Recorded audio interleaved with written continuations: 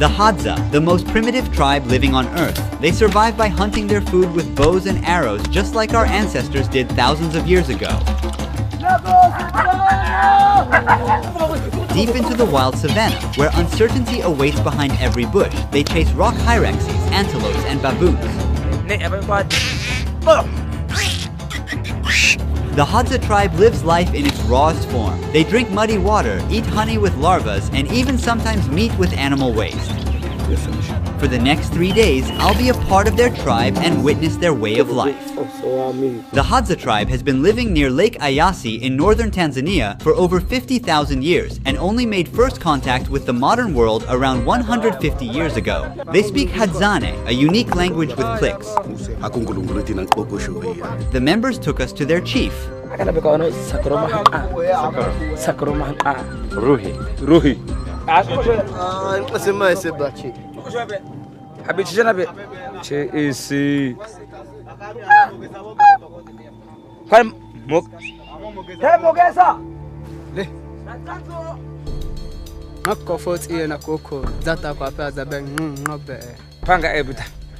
Hunting skills are evident in the leather and furs they wear. What is this on your head? Baboon.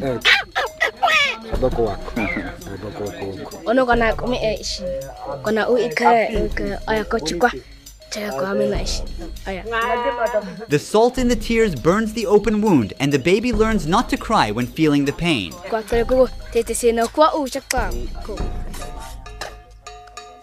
Here, a young group of people are crafting and repairing their gears for the next hunt. It's a skill passed down through generations.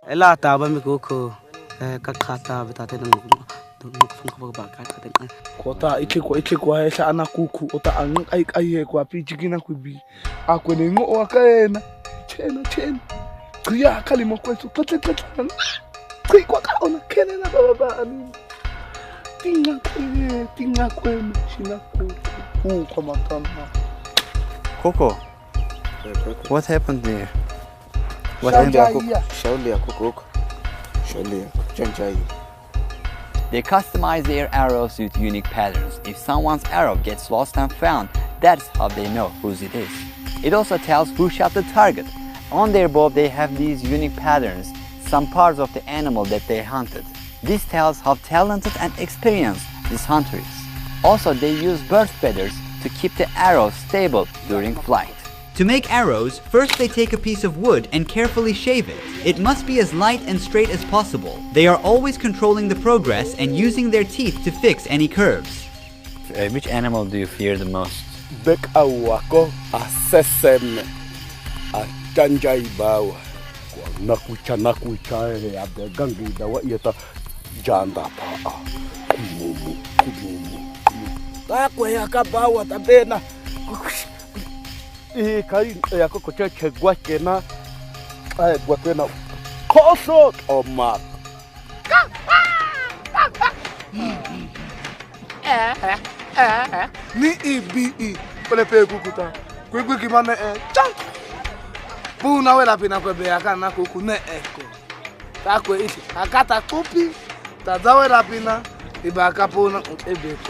We've gathered before the break of dawn. Sakura is yelling to wake up the other hunters. Please be aware that some scenes you're about to see may be sensitive. We kindly ask you to watch the culture and lifestyle of the Hadza tribe with respect and an open mind. Our journey into the wild begins once everybody is ready. They split into different groups so that they'll have better chances on hunting. The tribe is getting ready. Let's see what will happen. Once the daylight breaks, we're going into the wilds, with Socorro leading the way. We've got around 10 hunting dogs with us, on the alert. Hunters are carrying knives, bows, both poisoned and non-poisoned arrows. Socorro pointed this way. We are separating now, look there. So we will follow this group. One of our crew is following Socorro and the dogs. Throughout the hunt, we will separate into groups from time to time. In this vast terrain, the dogs are our eyes and ears. They are spreading out and searching over a wide area. This strategy allows both dogs and us to cover more ground and increase our chances of spotting animals.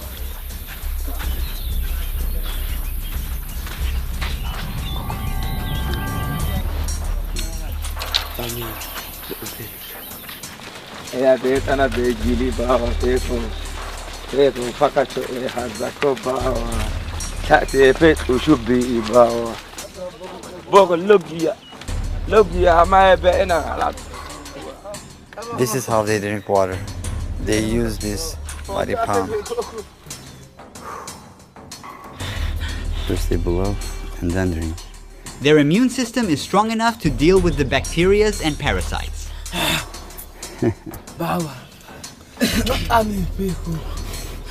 They don't care whether it's clean or not. Dog's starting to run. There's something there. Run. He's gonna put the long stick inside that hole. He's trying to move the animal to come out.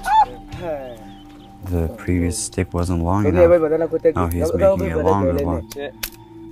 Dog is trying to dig a bigger hole to make it easier to grab the animal. What? Oh.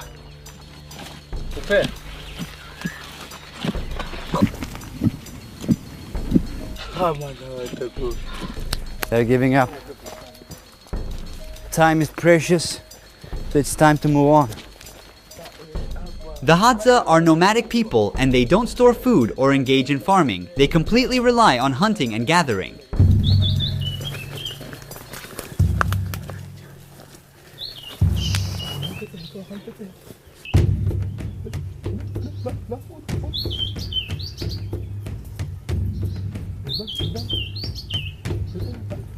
They're teaming up to catch the squirrel. One hunter shakes the tree to confuse the animal and make it run towards the other hunter.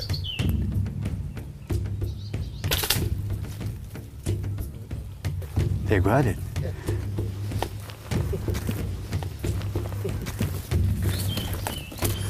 This is the first hunt of the day.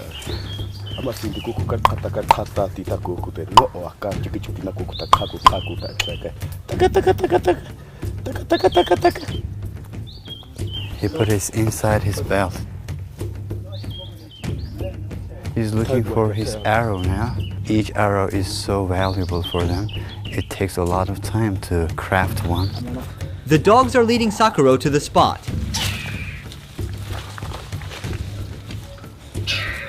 He's filling in the openings with grass to stop the animal from getting away.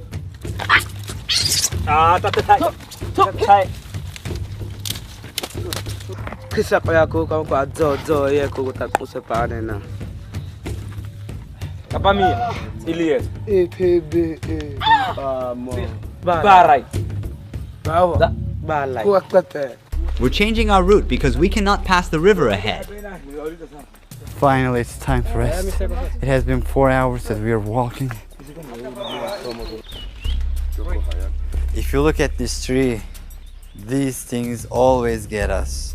They are sharp and they tear down our clothes. The name is acacia. Sakuro keeps watch on the other hunters below. The dogs catch these rock hyrax, but they ate half of it. Now Sakuro is sliding through the rocks to move downhill.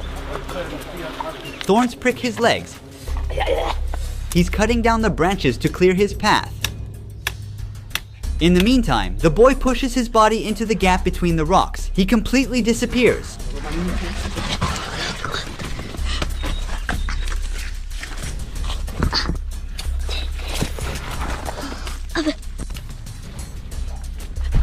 The boy who went in this rock has been circling the entire area from one side to the other.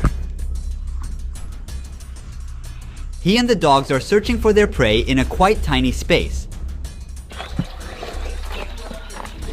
They shot another rock hyrax down under this rock. Yep. They saw something else there. I think dogs are onto it now. They are trying to pull it out. It's a food that is ready but unreachable yet. The one in the nest has been caught.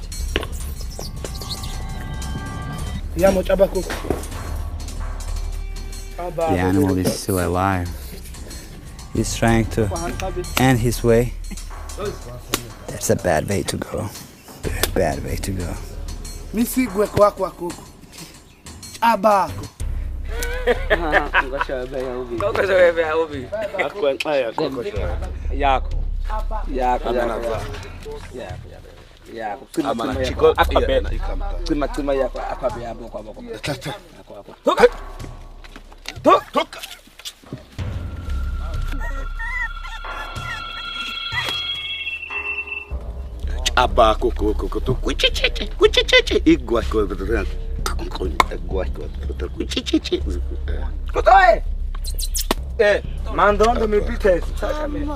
This is the third rock hyrax.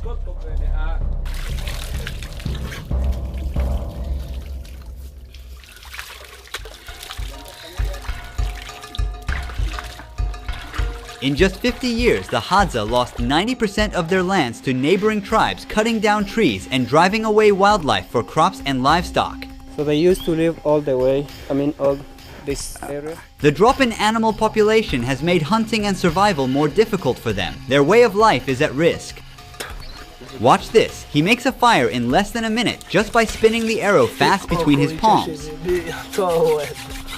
Now they take a break to consume a type of plant as they believe it boosts their vision and up hunting chances.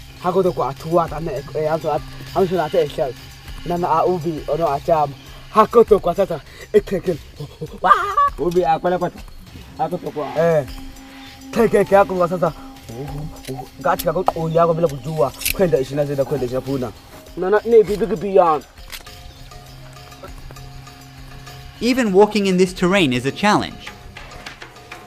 I got stuck again. Move it anti-clockwise. Put it on the other side. This way. This way? The other way? Up. The boy is looking for a mongoose. He's checking every gap he can reach.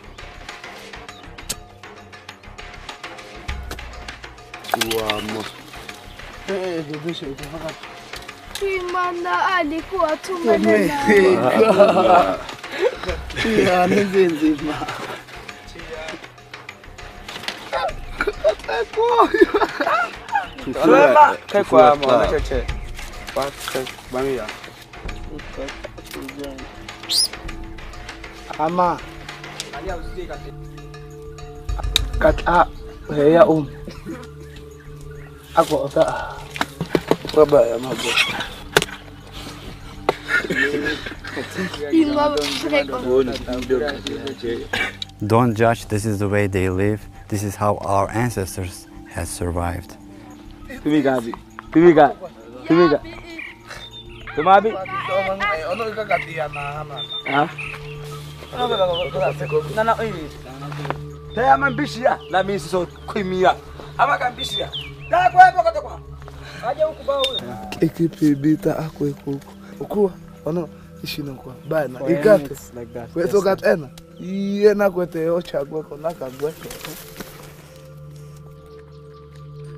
It was a very tiring hunt. Very tiring. We walked 36,000 steps in just 7 hours while tracing animals in the mountains. He says for the baboons, they prefer the bottom meat. And which part?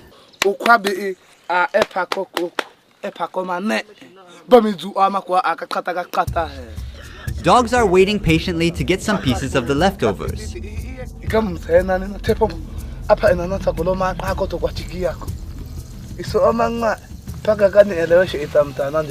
They start eating the hunted animal from the nails. They don't waste any part of it. They consume the meat along with soft bones. You can hear the pops and cracks with each bite they take.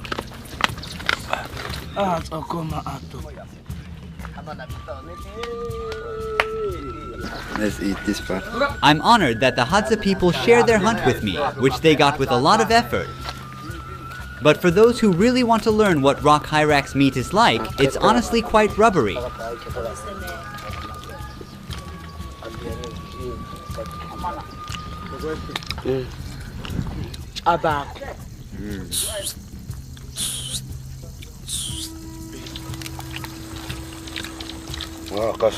They spend their free time making new arrows to replace the ones they have lost during the hunt.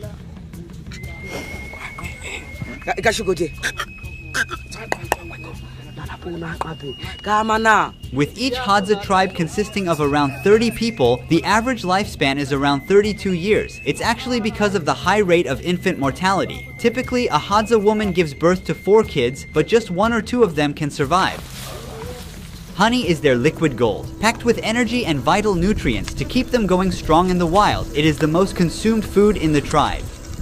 We are near a baobab tree. You see a hole inside that tree up there.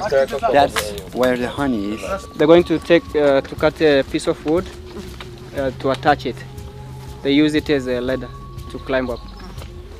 There are like thousands of bees inside this tree. On one hand, another hunter is preparing a fire to make a smoking stick. He's checking if these sticks are strong enough to carry a body of a person.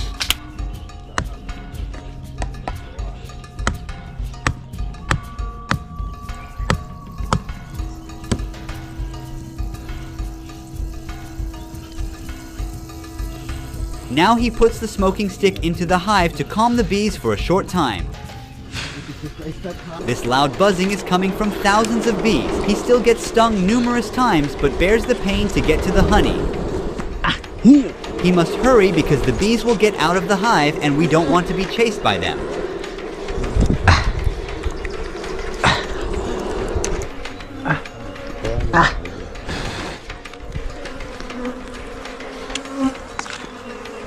Kuaba, che. Kaina. Ecco. Niana kwetu.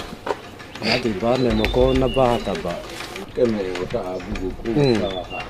Ko ba miteko opasa te akwanana noko. There is very little honey in it. It's mostly wax. And there are some larvae inside. Let me show you. For the Hadza, honey is not just food, but also their currency. They exchange it for sharp metal tools, glass beads, tire shoes, and corn flour. They don't use money or even a developed numerical system for counting. In Hadzane, 1 and 2 are the only numbers. Even today, they don't keep track of time. Clocks and calendars have no place here. They don't have time-based events like birthdays or religious holidays. Does he know how old is he? Nowadays, some of them have learned the official language of Tanzania and have borrowed numbers, but most still can't count up to 10. To express numbers beyond 5, like the 8 in this case, he needs to combine them.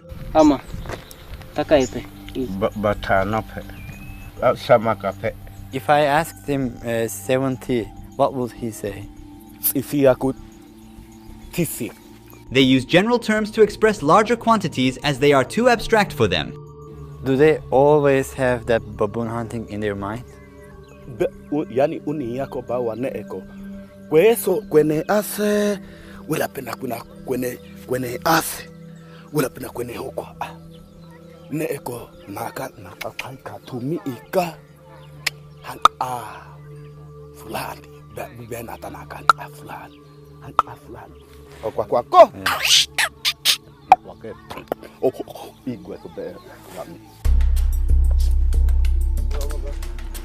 After sleeping for a couple of hours, we're preparing for a bigger hunt at 4 a.m. on the second day.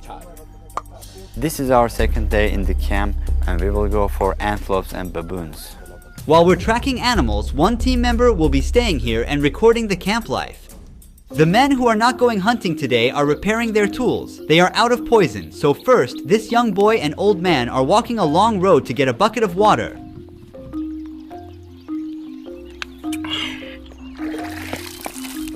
Busy with their daily tasks, they still keep an eye out, taking advantage of any opportunity to hunt down something for today's meal.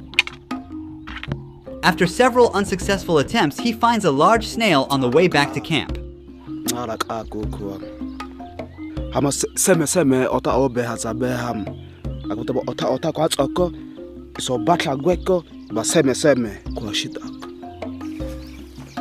You see those mountains?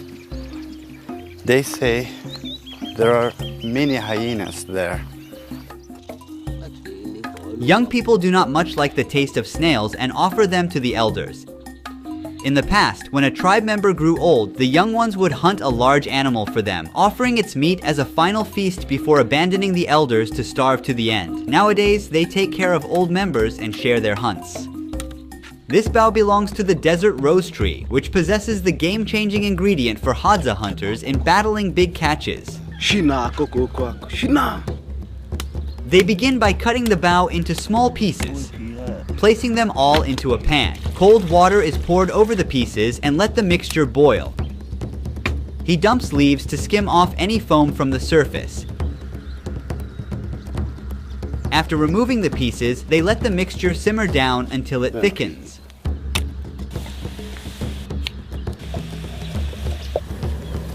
With one last stir, he transfers the essence onto a rock and adds a splash of water.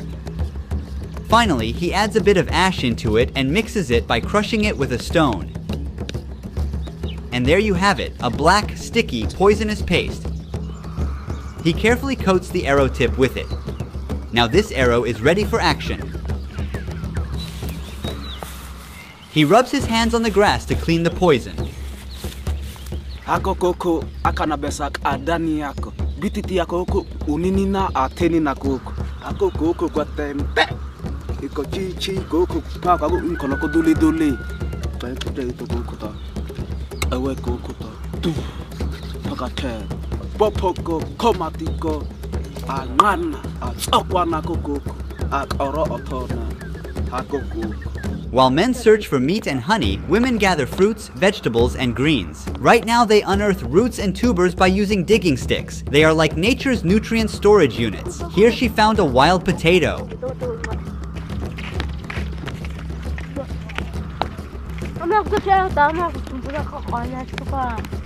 Living almost in isolation, Hadza women are not comfortable with being filmed by strangers.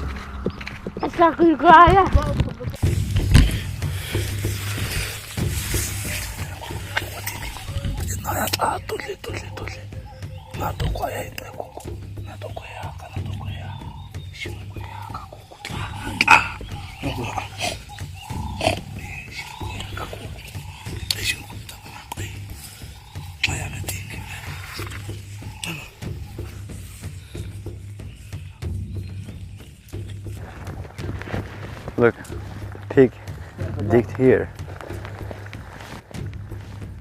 Another scratch on this tree. They heard a crackle and are now stopping to figure out where the sound is coming from. They're gonna check if there's anything to investigate or anything to hunt.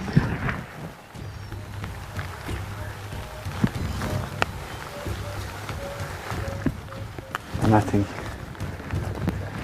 Because of the rain, animals hide in their tunnels or shelters. Do you see the nest of a very small animal called bush baby? They are throwing rocks towards the tree to move the animal from where it hides. It's time to run.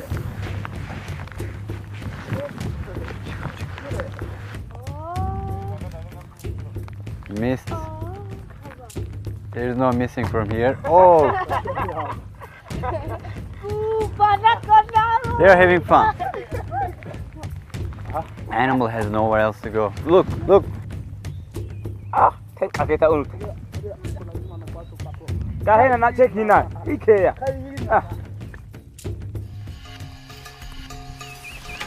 another one. The boy has spotted another bush baby nest. It's hiding inside. After the second attempt, it becomes unable to move. He's now clearing a path for himself to climb the tree. The boy has started to climb up to the bush baby's nest. He's getting closer and got it, right by the tail. The bush baby's eyes are full of worry and it's tightly holding on its nest, trying to protect itself. But no chance left for the little one. He's still alive.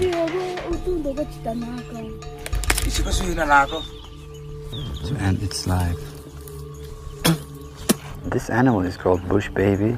They are mostly active during nights. We got them during their sleep.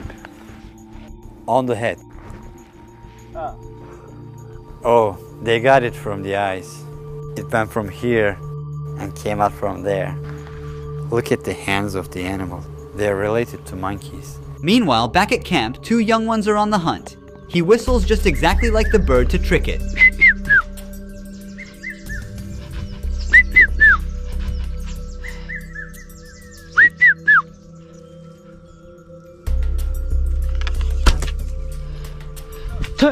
So near, yet so far, he missed it.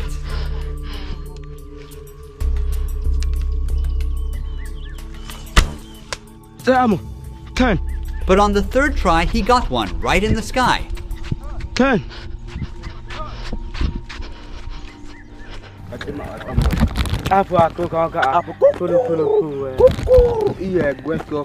What happened to this dog? He's got a lot of scratches. Baboon? Yeah. Since rain has stopped, the animals can now come out of their shelters. And Hadza are ready to get them.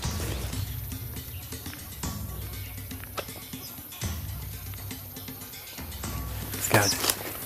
Scout. It's a very beautiful bird.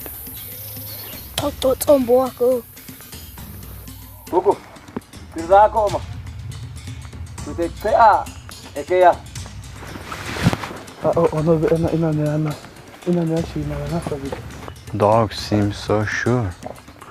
There is definitely something.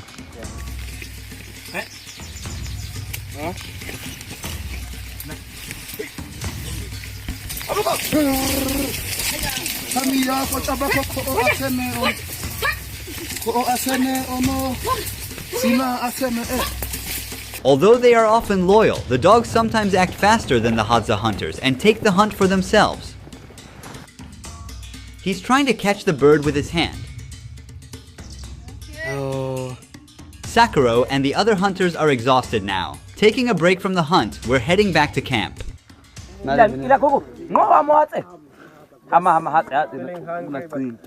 is the last time he ate?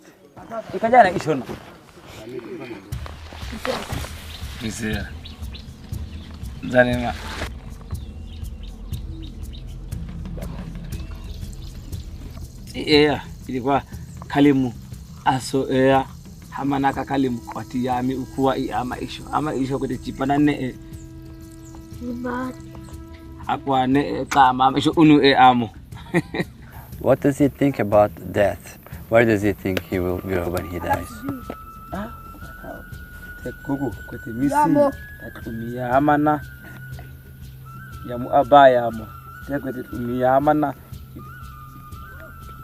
Young ones are still learning how to shoot an arrow, and this is their class time.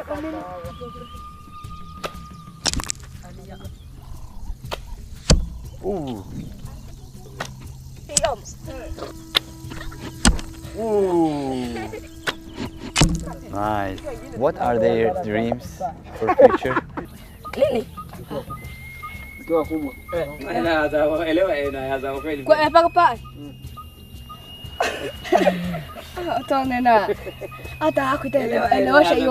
Sometimes it's difficult to understand the question. You tell them to talk about the future. Yeah, they don't have future concept. Kote iye yako tatoga be pokosho ebe so kwena koi hang abi pu noche puna. Early again, we're on day 3 with the Hadza tribe. While we were sleeping, a group that had gone out for a night hunt has just made it back.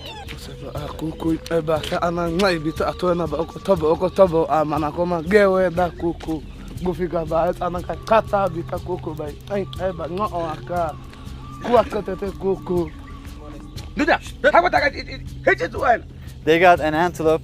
It's called dik-dik. While we are getting closer to the baboons, those who stayed at the camp have started to build a hut. Right now, 2 men are heading into the bush to collect suitable branches and leaves.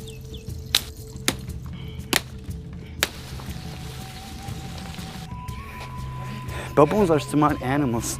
They keep moving around when they sense something. They don't like human contact.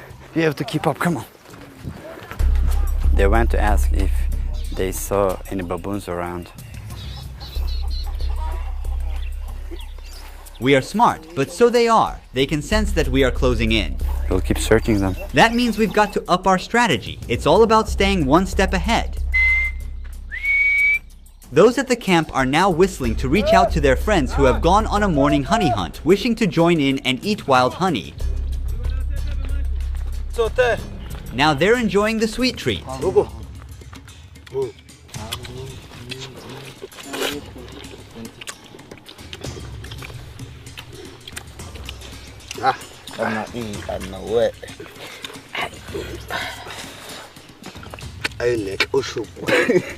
Hello.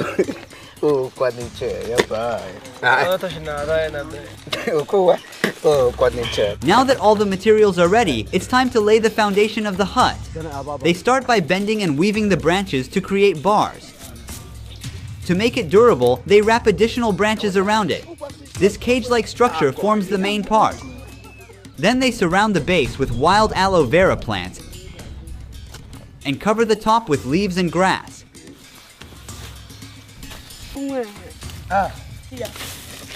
For the finishing touches, they tuck some white flowers. And there it is. Within a few hours, a new home stands ready, gifted to this young dad and his family.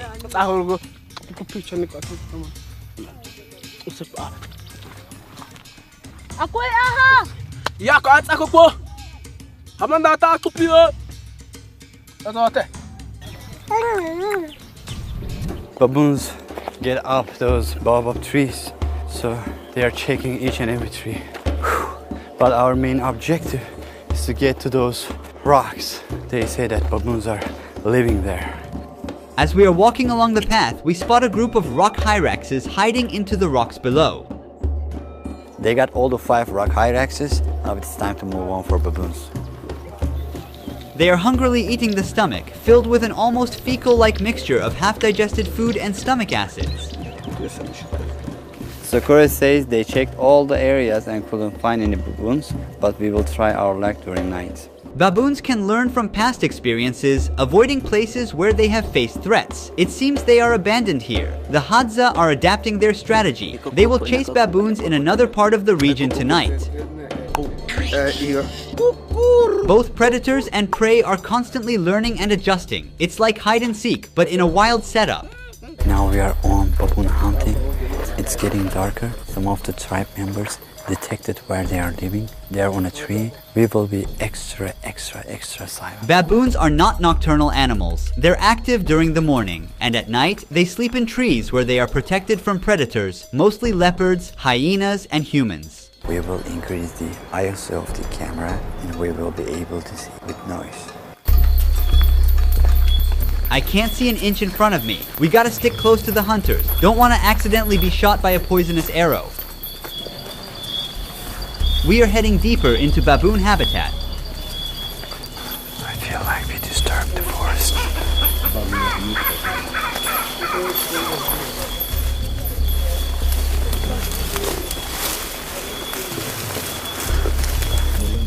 What was that sound? It's a kind of bush baby, but a big one. Bigger one. Baboons live in large groups known as troops. As they look out for each other, alert the group to possible dangers, and collectively defend against threats. They've seen one over there. They've seen one. Yeah, okay.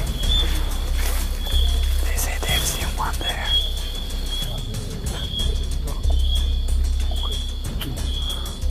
We have to move. They are not here. Baboons are extremely agile and can move quickly both on the ground and on the trees. They are trying to decide which way to go.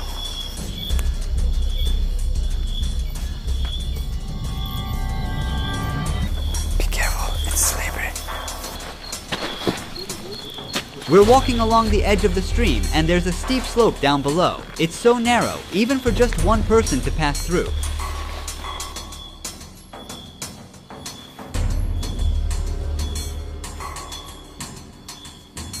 It has been 1.5 hours. We haven't seen any baboons. They are looking all over the place. Our last night's shoot doesn't offer a capture of a successful hunt. After 3 days of hard tracking and chasing, the Hadza hunters returned home empty-handed, without a baboon for their family. However, during the editing process, we figured out a single frame reveals that a baboon was fleeing by jumping from branch to branch when the lights went out. They were aware of humans' physical limitations and patiently waited for the lights to go out to quietly run away in the dark. This unexpected twist shows survival doesn't always favor the strong or the smart. It is about being the most adaptable. We came to the end of baboon hunting. We weren't successful. The animals probably hurt us. Hadza people live this world as we did thousands of years ago. One of the biggest threats to this community is, of course, modernization and losing this unique human culture. They are like a window to the past. They are the last of our first. Hi, in the beginning of last month, my YouTube channel was hijacked, and the hackers, the labor thieves, deleted all of my videos from my YouTube channel. 12 years of my work was gone. This sudden act caused my monthly earnings to drop to zero in just one click. We have eventually saved all the videos from our backup files. However, the algorithm no longer favors our recovered videos. As a result, the number of views we get from these videos has significantly decreased, causing us to lose our passive income. Because of this, our expected financial loss for the entirety of this year is at least $75,000, and we can't afford to fall that far behind. We strive to increase our documentary's quality in each video we make and try to broadcast in 14 different languages. But in this economic equation, we are struggling to make our documentaries available worldwide. Navigating the challenges of filming in remote and often hostile environments adds another layer of complexity to our endeavors. To make it possible for you to watch this Hadza documentary, a team of 314 people contributed their efforts, including 278 voice actors and 28 translators from 14 different countries, along with 8 more crew members working in fieldwork and post-production.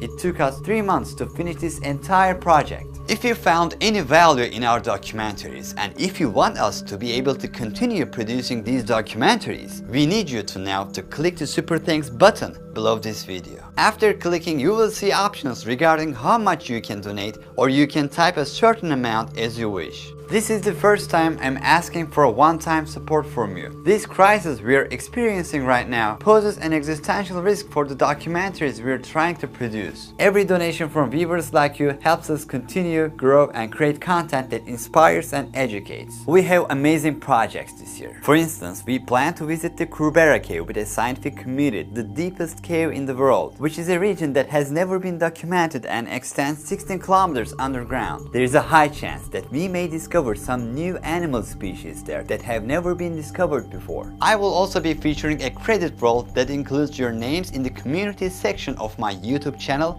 as my way of saying thank you and recognizing your contributions. Before the hacking, our channel was going great. We were about to go global, but this sudden change cut us off immediately. We are out of competition now. Only together we can continue to exist. Thank you for your sincere donations. Our channel hopefully will rise again. Ruhi Chenet was here.